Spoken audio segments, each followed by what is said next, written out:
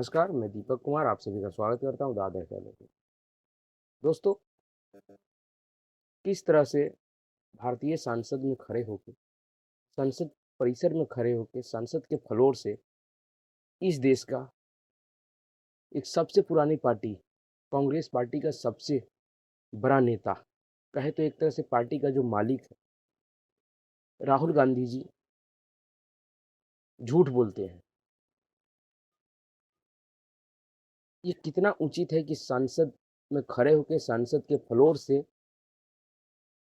ऐसे बात बोलना जो बिल्कुल झूठा हो, जिसका कोई तथ्य नहीं हो, जिसका कोई तर्क नहीं हो और देश को गुमराह करने वाली, देश में झूठ फैलाया जाता हो और झूठ की वजह से देश में कितना नुकसान हो रहा है, देश में किस तरह का माहौल पैदा हो रहा है, क्या ये सांसद लोग कभी विचार करते हैं?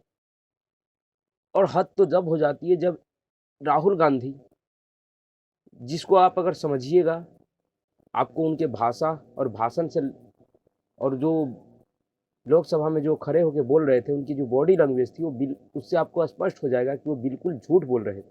क्योंकि कोई व्यक्ति जब कोई मन गढ़ंत बातों को बोलता है तो उसके लिए उस बातों को उनको बनाना पड़ता है जो सत्य नहीं होता है, लेकिन उनको बोलने के लिए ऐसे बातों को सोचने के और बनाने के लिए जो बॉडी लैंग्वेज की जरूरत होती है, वो साफ साफ राहुल गांधी की बॉडी लैंग्वेज में आपको दिखा होगा जब लोकसभा में वो भाषण दे रहे थे।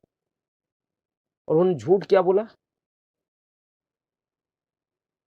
कि मुंबई इंटरनेशनल एयरपोर्ट, जो सबसे अधिक कमाई वाला एयरपोर्ट है, उसको नरेंद्र मोदी ने सीबीआई, ईडी और केंद्रीय एजेंसियों का उपयोग करके जो उसका पहले रख रखाव और संचालन कर रही थी कंपनी जीवी के, उस पर दबाव डाल के इसे अडानी जी को ट्रांसफर करवा दिया। आप सुनिए, खुद वो कह रहे हैं। Mumbai airport was taken away by GVK, hijacked by using the agencies. The agencies को सीबीआई, ईडी का प्रयोग कर जीवीके पर दबाव डालकर हिंदुस्तान की सरकार ने उस एयरपोर्ट को अदानी जी के हाथों में कर दिया। रिजल्ट क्या? हद तो जब हो जाती है जब ये तो खुद झूठ बोल ही रहे हैं, पर इनके पास में जो इनका मंडली बैठा हुआ है, जो कि संभवतः इस काफी दिनों से इस देश के सांसद है, कई बार उनको उनके क्षेत्र के लोगों ने प्रतिनिधि बनने का इनको मौका दिया, पर ये भी राहुल गांधी का किस तरह से हौसला अफजाई कर रहे हैं झूठ बोलने के लिए उनको, और इनका पीठ थपथपा रहे हैं झूठ बोलने पे और खुद भी झूठ बोल रहे हैं। इनको शर्म नहीं आती है कि संसद में बैठ के किस तरह से झूठ बोलते हैं, झूठे तथ्य को देश के सामने रखते हैं। वह संसद जो इस देश के 140 करोड़ लोगों का प्रतीक है, वहां पे खड़े हो गए इस तरह से अपनी गंदी राजनीति करते हैं। एक व्यक्ति को हराने के लिए इस देश को संसद में खड़े होकर बदनाम कर रहे हैं कि इस देश में किस तरह से जो सिस्टम है उसका दुरुपयोग किया जाता है। पर इन्होंने जो भी बोला उसका जवाब भारतीय जनता पार्टी के निम्न स्तर से लेकर उच्च स्तर तक के नेताओं ने बहुत ही अच्छे से दिया है, बिल्कुल इनको नंगा कर दिया। जिस तरह से प्रधानमंत्री नरेंद्र मोदी ने लोकसभा में कांग्रेस और उनके इकोसिस्टम को चोट मारा था, उनकी वह चोट उस इकोसिस्टम तक पहुंच गई है और आपको समझ में आ जाएगा इस वीडियो को देखिए। देश के चुने हुए प्रधानमंत्री को, मजबूत कद्दावर प्रधानमंत्री को दिक्कत अभी भी इसी इकोसिस्टम से हो रही है। यानी वो उन तमाम लोगों का जिक्र कर रहे थे जो सिर्फ कांग्रेस पार्टी से जुड़े नहीं हैं, बल्कि वो लोग जो कि राहुल गांधी की बातों को विपक्ष की आवाज के तौर पर आगे बढ़ा रहे हैं, जिसमें मेरे जैसे पत्रकार भी शामिल। जी हाँ, ये आरफा खानम जो द वायर की जिहादन पत्रकार है, वो किस तरह से रो रहे हैं, वो इस बात की गारंटी है कि नरेंद्र मोदी जिस इकोसिस्टम पे चोट मारना चाहते थे उस इकोसिस्टम तक वो पहुंच चुका है और उनको भी समझ में आ गया है कि अब हमारी भी खैर नहीं है। जिस तरह का बॉडी लैंग्वेज आज प्रधानमंत्री जी का लोकसभा और राज्यसभा में था, उससे स्पष्ट है कि प्रधानमंत्री उन किसी भी एजेंडाबाजों को नहीं बख्शने वाले हैं। सबका दिन आएगा। पर प्रधानमंत्री जी ने आज एक कई सारे अहम मुद्दे उठाए हैं, जिससे कांग्रेस पार्टी अगर बातों को समझे, देखे तो शर्म से उनको डूब मरना चाहिए। और जो राहुल गांधी सवाल पूछते हैं, उनको सवाल पूछने की कितना नैतिक अधिकार है, इसका जवाब उनको ज़रूर देना चाहिए। दरअसल प्रधानमंत्री ने कई सारी बातों को उठाया है और देश के सामने रखा है, देशवासियों को समझाया है और देशवासियों के साथ-साथ उन क्षेत्रीय क्षमताओं से लेके हमारे देश के मिलोडों को भी समझाया है कि किस तरह से सरकारें इस देश में दुरुपयोग अपनी पावर का दुरुपयोग करती रही है। जी हाँ, दरअसल इस देश में रोजगार के नाम पे किस तरह से विपक्षी नेताओं के द्वारा युवाओं को घुमाया जाता रहा, भ्रमजाल में फंसा के रखा गया कि रोजगार और नौकरी को एक जगह मिश्रित करके ऐसा घोल तैयार किया गया कि युवा खुद ही नहीं समझ पा रहे कि हमें रोजगार चाहिए या नौकरी। संभवतः इस देश में रोजगार के नाम पे युवाओं को गुमराह किया गया। आज उसी पे चोट प्रधानमंत्री नरेंद्र मोदी को मारा है और कितना तगड़ा मारा है वो उन सांसदों के लिए शर्म की बात है जो अपने आप को बहुत ही बड़ी बुद्धिजीवी और लोगों का प्रतिनिधित्व करने वाला व्यक्ति समझता है, पर उनके अंदर क्षमता है इस बात की कि नहीं। हमारे कार्यकाल में कोई कमी नहीं रखी है, ये हमारा रास्ता है।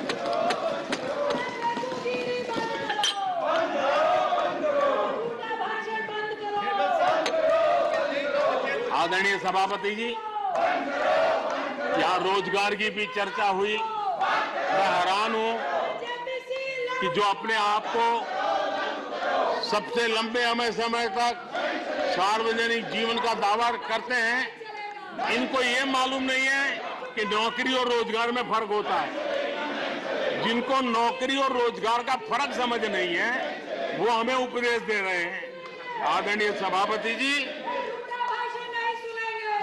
नए नए नैरेटिव गढ़ने के लिए आधी अधूरी चीजों को पकड़ करके झूठ फैलाने के प्रयास हो रहे हैं। मुद्दों को आज प्रधानमंत्री जी ने देश के लोगों को समझाया है, बताया है। वो वाकई बहुत ही जरूरी मुद्दा था, क्योंकि इससे ऐसा भ्रमजाल फैलाया गया विपक्ष के द्वारा, जिसके वजह से इस देश के बहुत से युवा रोड पे दंगे फसाद करने तक के लिए उतर गए। किस तरह से रेलवे को जलाया गया, ये सारे भ्रमजाल इन्हीं कुछ तथाकथित गंवार नेताओं के द्वारा फैलाया गया था। उसके बाद प्रधानमंत्री नरेंद्र मोदी जी ने उन क्षेत्रीय छत्रप को और लॉर्ड को क्या समझाया, वो भी सुनिए। वो कौन पार्टी थी भारत का सपना पूरा करने के लिए चल पड़े थे, लेकिन जो लोग आज विपक्ष में बैठे हैं, उन्होंने तो राज्यों के अधिकारों की धज्जियां उड़ा दी। जरा मैं कच्चा चिट्ठा आज खोलना चाहता हूं।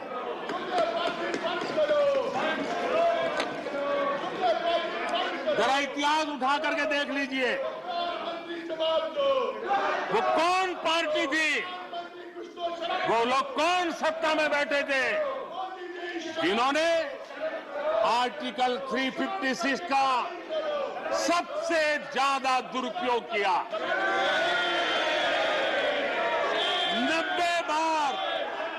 90 बार चुनी हुई सरकारों को गिरा दिया।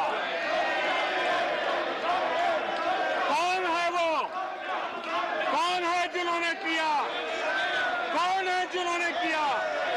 कौन है जिन्होंने किया? इतना ही नहीं सभापति जी,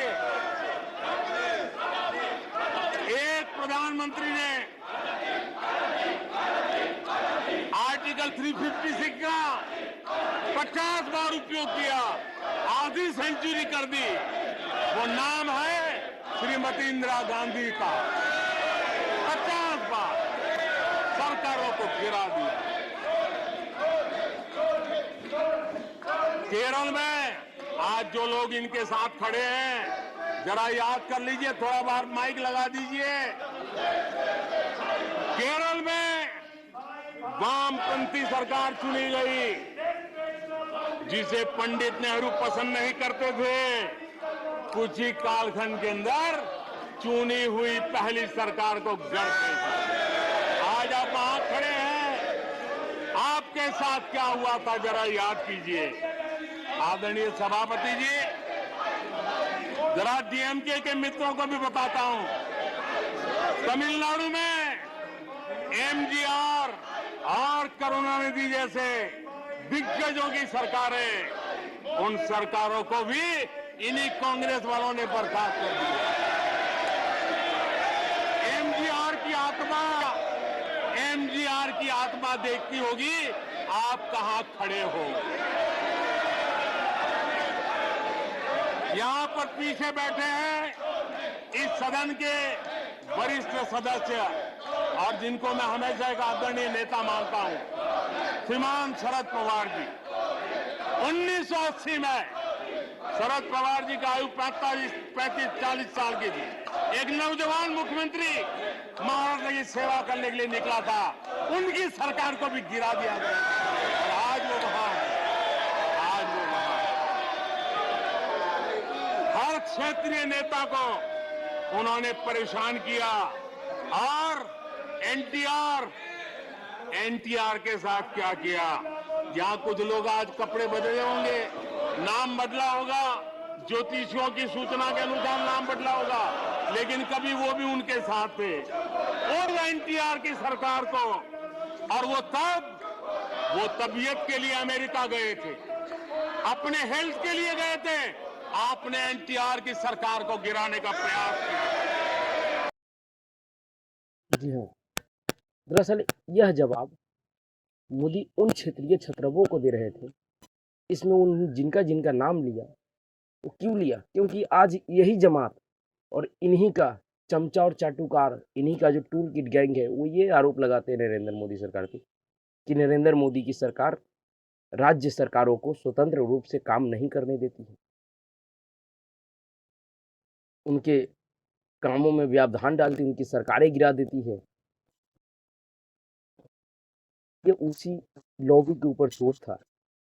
उनको याद दिलाया जा रहा था कि याद करो तुम अपने पुराने दिन, तुम्हारे साथ कांग्रेस ने कितना कैसा कैसा पाप किया उसको याद करो, और आज तुम उसी के साथ खड़े। उन्होंने बहुत अच्छी तरह से मीडिया को भी समझाया कि आप भी समझिए कि किस तरह से इस देश में सरकार ने अनुच्छेद 356 का गैर जरूरी अपनी पसंद के हिसाब से इस्तेमाल किया, और आज आप हमारे ऊपर आरोप लगाते हैं और इस देश के क्षेत्रीय छत्रप वो सड़क छाप नेता हमारे ऊपर ये आरोप लगाते हैं कि हम उनको काम नहीं करने दे रहे हैं। क्यों? इस देश में आप पश्चिम बंगाल से लेके, महाराष्ट्र से लेके, पंजाब से लेके, दिल्ली से लेके उन हर एक राज्यों को देख लीजिए जहाँ कहीं न कहीं क्षेत्रीय छत्रप एवं जातिवादी उन्मादी पार्टियों का राज है, उस सबका यही आरोप है। उन्हीं लोगों को आज ये जवाब दिया जा रहा था। बहुत ही गजब अच्छे तरीके से उन्होंने इस बात का जवाब दिया है। दूसरा, उन्होंने आज एक बहुत ही महत्वपूर्ण मुद्दे को छुआ है। दरअसल जो राहुल गांधी इस देश में और पूरी कांग्रेस पार्टी को उनके चमचे चाटुकार अडानी के पीछे क्यों पड़े हुए हैं, क्या कारण है, उसका सारा तथ्य आपको मोदी जी के इस भाषण को सुन के समझ में आ जाएगा कि मोदी जी को क्या समझाना चाह रहे हैं। इसको सुनिए।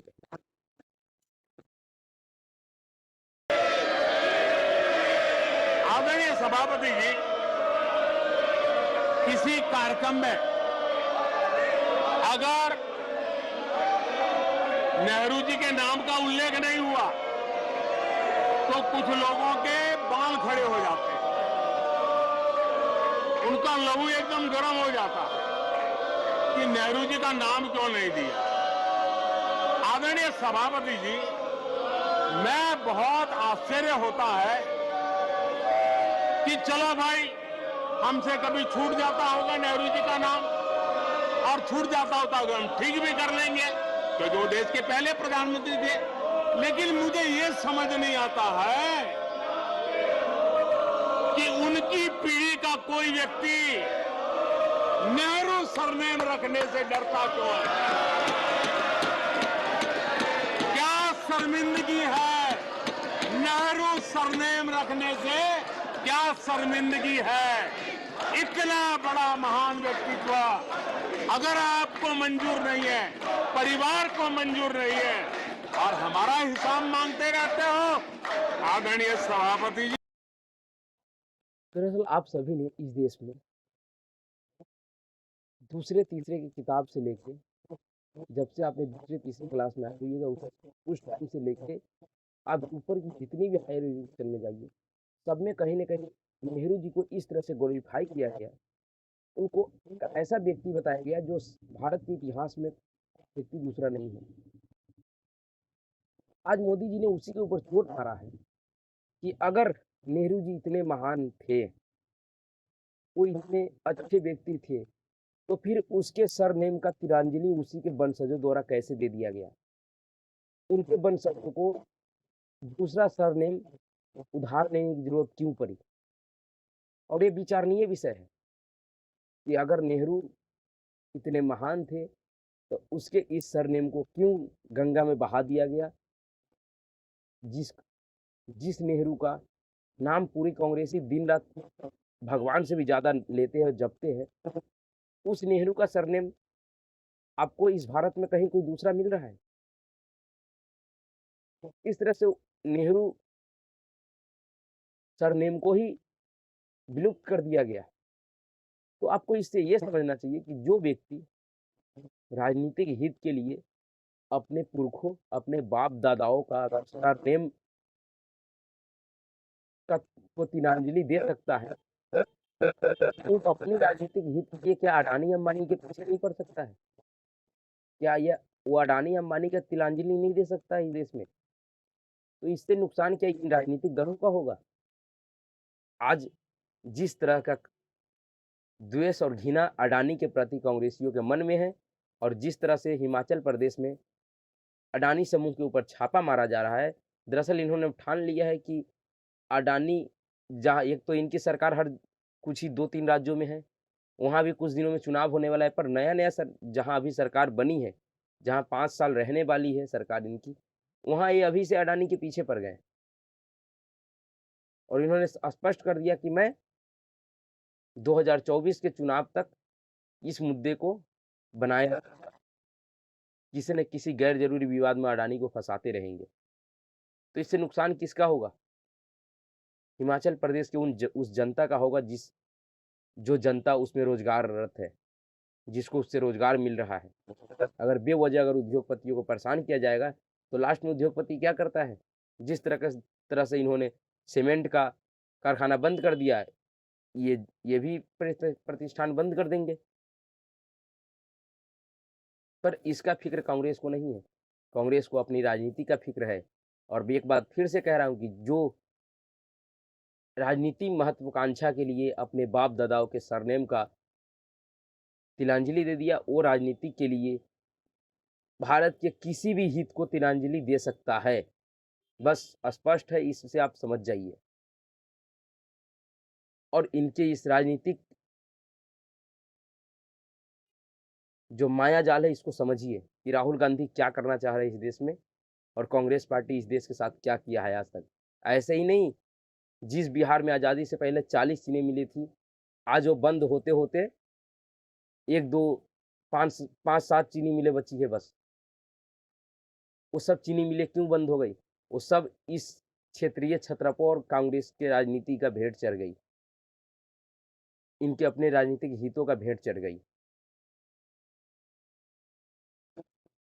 आज मनीष कश्यप जी जगह जगह जाके उन बंद पड़े चीनी मिलों की रिपोर्टिंग कर रहे हैं। उनका काम भी जायज है, पर उस क्षेत्र को लोगों को भी सोचना चाहिए कि कहीं न कहीं उस चीनी मिल को बंद कराने में आपका भी सहयोग ज़रूर था। उन दलाल नेताओं के साथ आप भी मिले हुए थे। आप भी उनका सहयोग दिए प्रत्यक्ष या अप्रत्यक्ष रूप से। दूसरी बात, आखिरी में ऐसे तो मोदी जी ने इतना गजब धोया है कांग्रेसियों को और राहुल गांधी को। लोकसभा में तो सिर्फ राहुल गांधी को धोया था, पर राज्यसभा में तो उनके पूरे खानदान को धोया। और लास्ट में जाते-जाते उन्होंने क्या कहा? उनका बॉडी लैंग्वेज क्या संदेश दे गए इन जाहिलों को? ये समझ पाए या नहीं समझ पाए शायद मुझे नहीं पता। पर उनका आखिरी का यह टिप्पणी और उनका जो आक्रामक रुख था, वो स्पष्ट करता है कि अभी इस देश में खैरातियों एवं इस तरह के गंदी राजनीतिक झूठ के आधार पर राजनीति करने वालों की खैर नहीं है। वो उनको बख्शेंगे नहीं। एक अकेला कितनों को भारी पड़ रहा है, एक अकेला कितनों को भारी पड़ रहा है। अरे नारे बोलने के लिए भी उनको बदल करना पड़ता है। जो भी ये बोलता है घंटे भर से आवाज की जवाब देना है। आदरणीय सभापति जी, एक कन्विक्शन के कारण चला हूं, देश के लिए जीता हूं, देश के लिए कुछ करने के लिए निकला हुआ हूं। और इसलिए ये राजनीतिक खेल खेलने वाले लोग, उनके अंदर वो हौसला नहीं है। वो ढूंढ रहे हैं, बचने का रास्ता खोज रहे हैं। आदरणीय सभापति जी, राष्ट्रपति जी के उम्दा भाषण को, राष्ट्रपति जी के मार्गदर्शक भाषण को, राष्ट्रपति जी के प्रेरक भाषण को इस सदन के अंदर अभिनंदन करते हुए, धन्यवाद करते हुए, आपका भी आभार व्यक्त करते हुए अपनी बात को समाप्त करता हूं।